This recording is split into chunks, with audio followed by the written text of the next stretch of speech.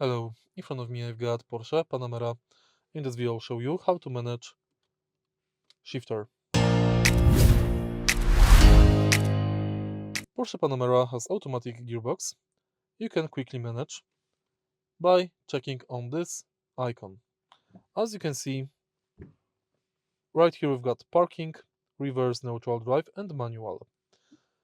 To use it, press brake, of course before start the car. And now, in the front of the shifter we've got the button here. Press the button and push the shifter forward to enable reverse.